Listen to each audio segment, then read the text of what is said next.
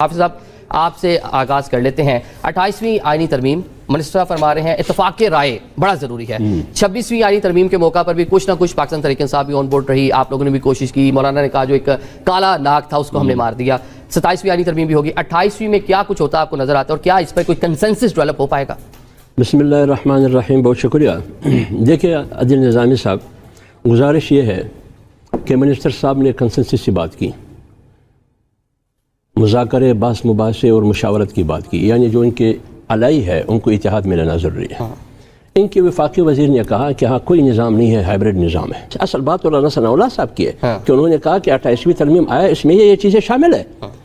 تو جب 28ویں ترمیم آ رہا ہے تو 26ویں آئینی ترمیم یہی وزیر قانون کہتا رہا، 200-300 قومی اسمبلی کے ممبر اتوار کی شب پارلیمنٹ میں بیٹھے ہیں، یہ خود کہہ رہا ہے کہ مجھے خود پتہ نہیں ہے کہ مسودے میں کیا ہے۔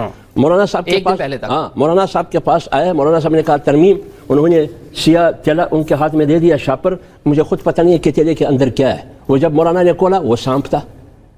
26ویں آئینی ترمیم، 26ویں کے بعد حکومتی وزراء کہتے رہے کہ 27ویں نہیں آئے گی، نہیں آئے گی 27ویں آیا یا نہیں آیا؟ 27ویں آیا۔ اتنا میں ضرور کہوں گا کہ آپ نے 26 سے پہلے بھی کہا کہ کچھ نہیں ہوگا اور ہوا، آپ نے 27 سے پہلے بھی کہا کہ کچھ نہیں ہوگا، ہوا، اور آج 28 سے پہلے کہتے ہیں کہ مشاورت۔ کس سے مشاورت؟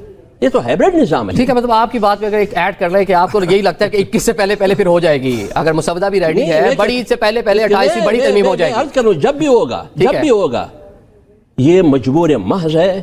شوکت بھائی، کنسنسس آپ سے بھی کوئی رابطہ ہوا ہے؟ دیکھیں کنسنسس تو دور کی بات ہے نا، پہلی جو بات انہوں نے سینیٹر صاحب نے وہ بڑی انٹرسٹنگ ہے، یہ انہوں نے مطلب ویسے نہیں کی ہے۔ دیکھیں یہ صرف اس وقت جو صورتحال ہے، مہنگائی بہت حد کراس کر رہی ہے، اور ابھی جو IMF کے نئے شرائط آ رہے ہیں وہ ان کو مار دے گی۔ یہ صرف شوشہ ہے کہ جی نئے صوبے بن رہے ہیں، لوگوں کو ایک ٹرک کی بتی کے پیچھے لگانے والی بات ہے کہ جی اب صوبے جو ہے نا اس میں شروع ہو جائیں کہ یار نہیں 28ویں ترمیم آئے گی تو پتہ ہے NFC میں ہمارا کیا ہوگا۔ یہ کوئی دیکھیں نا، اگر آپ نے صوبوں کو حق دینا ہے تو اس نئی ترمیم کی تو کوئی ضرورت ہی نہیں ہے۔ کون سی ترمیم آپ کو منع کر رہی ہے NFC دینے کی یا صوبوں کو حقوق دینے کی؟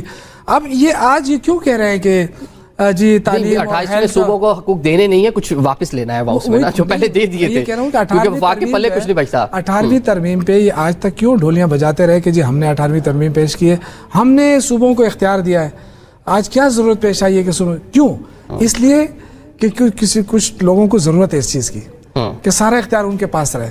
یہ تو مورے ہیں، اگر ان کے پاس اختیار ہوتا تو وزیر قانون دیکھیں نا، اب وزیر قانون سے زیادہ اور کون سا باخبر انسان ہونا چاہیے؟